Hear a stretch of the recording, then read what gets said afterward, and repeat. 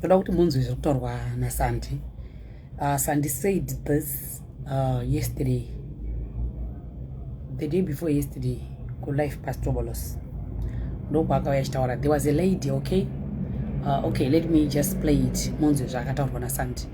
Then I'll tell you after. Alright, let me play it. Perfect or imperfect, because it's just a generous God. You should have told the truth. You should have what? No. There is nothing like that in this life. Life is very unfair. As thieves and the liars, we get it. We have our way of getting. I know. Kunyepa. Ya Buddha, so my sister. Ramba uchinyepa iwewe.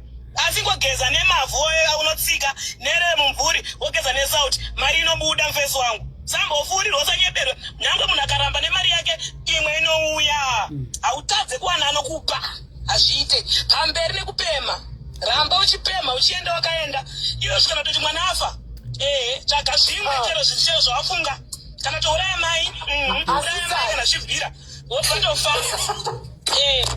desperate measures possible. Be desperate and don't go to funga unotofa nenzara ukotoita straight notorano chokwadi chipi chokwadi panyika pano mari iri ya Satan. This man is from the marine kingdom. Man is from the marine spirits, so dance according to their tune. Vanoda svina vari pasi pemvura vanounza mari ava saka tinouya netsvina dzacho dzemanyepo tichitowana mari zvibutaziunoegeza kuyani igorega kuyani aiwa ewe nyeba kusvika jesu auya mancu good girl uyu mancube zveshuwa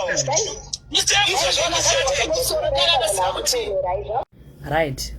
Musikana umwe akakwira palive yaStobo anonzi Vanhu akakwira pekutanga akanyepa kuti ane mwana anoenda kuchikoro and everything what achida mari and everything bva kubatsirwa kubva kupa mari school fees yeti mwana wacho atomboenda kuchikoro kana grade R asati atombosvika grade R.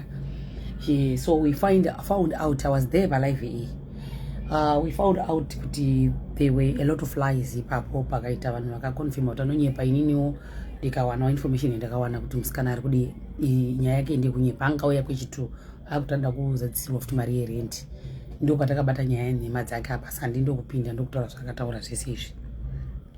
So the lady was even there on the panel. Do anga chipa advice iyo yokuti nyepa ndonyepa whatever you heard, you just heard what Sandie said.